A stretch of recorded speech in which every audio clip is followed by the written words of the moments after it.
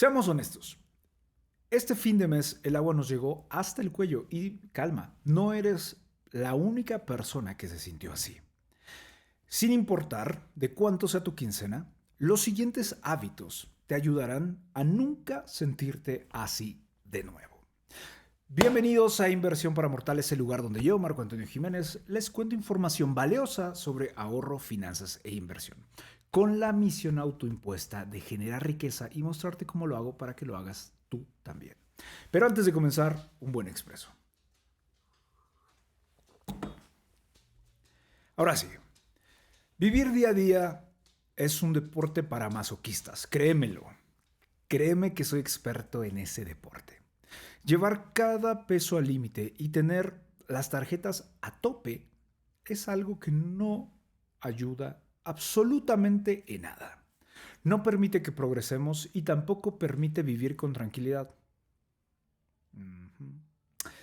No ganamos lo suficiente para lograr vivir de otra manera. Entiendo esa manera, lo entiendo. No esa manera de pensar, sino esa manera de vivir. Lo entiendo. El problema es que muchos o muchas de nosotros vamos simplemente surfeando esta vida sin tener idea realmente de qué es lo que estamos haciendo. No es que de niños alguien nos dijo que nos iba a enseñar cómo funcionar, ni tampoco nos dijeron que la inercia de las compras, la inercia del día a día, nos iba a obligar a buscar de manera constante la forma de juntar el dinero necesario para pagar lo consumido mes a mes a mes. Muchos usamos la tarjeta, otros vivimos pidiendo prestado. El punto es que nunca podemos llegar al final de la quincena o peor del mes con algo de dinero y sobre todo con algo de calma. Me acuerdo mucho que en el primer empleo formal que tuve, había una persona, la secretaria del director de recursos humanos, que cuando alguien salía con la carita triste por haber pedido un préstamo de nómina y se lo había negado, sin dejar de escribir siempre decía, ya nada más es hoy y otros 30 años y ya. Siempre, siempre, siempre decía esto. Al inicio me parecía muy gracioso, pero la verdad que era muy joven y no entendía. Yo creo que tenía 19, 20 años y no entendía de qué estaba hablando. Así que le pregunté y me dijo, mira Marco, todos vienen a pedir adelanto de nómina porque no se apegan a lo que ganan. Todos quieren mejor celular o mejor chamarrita.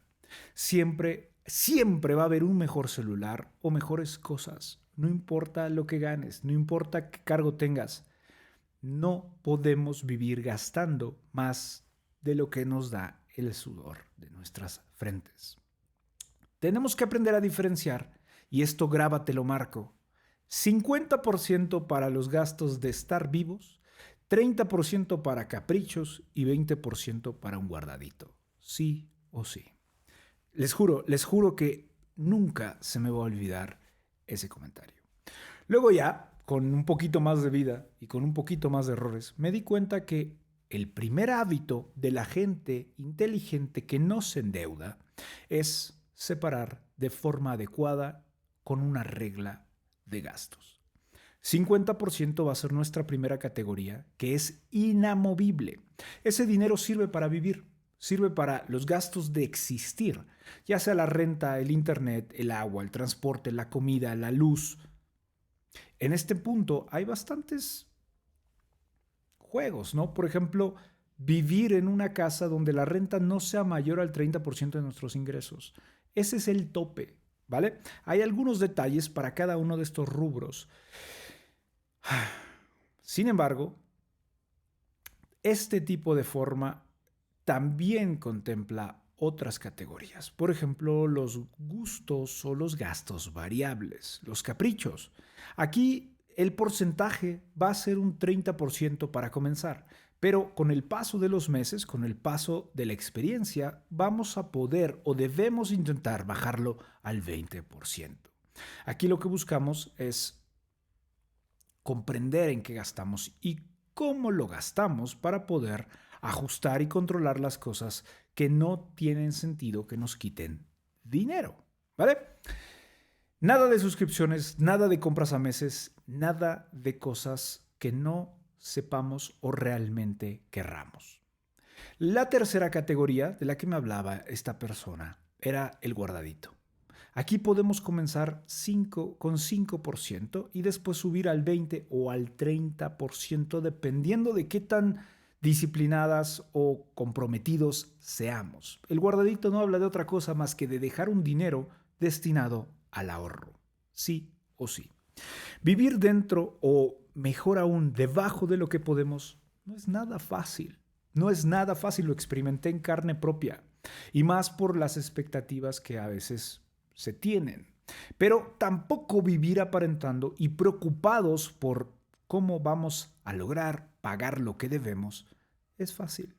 Las dos son un compromiso de enfrentar dificultad. Solamente tienes que elegir cuál de las dos dificultades quieres experimentar.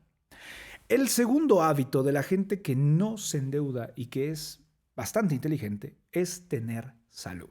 Salud física igual a salud financiera. Estas dos van relacionadas mucho más de lo que sabemos o nos imaginamos. Cuando no cuidamos nuestra salud mediante la alimentación, gastamos de más. Es más caro comer mal que comer saludable. Aunque no lo parezca, y ahí te va, escúchame. No me vas a dejar mentir, pero ¿cuánto refresco tomas al día? ¿Cuántas botellas de Coca-Cola o de Pepsi te echas en una semanita? Si usamos un poco de lo que hemos aprendido en el hábito número 1, tendremos más conciencia de los gastos que hacemos. Y te aseguro que vamos a notar cuánto dinero gastamos en cada cosa. Por ende, vamos a saber cuánto dinero gastamos al comer en la calle. ¿Qué si un elotito para esta tarde? ¿Qué si unas gorditas el domingo? ¿Qué si unos taquitos al salir de la oficina? ¿O un tamal para el desayuno antes de llegar? Pero, eso sí, a media mañana unos chilaquiles, ya que pues el hambre es canija.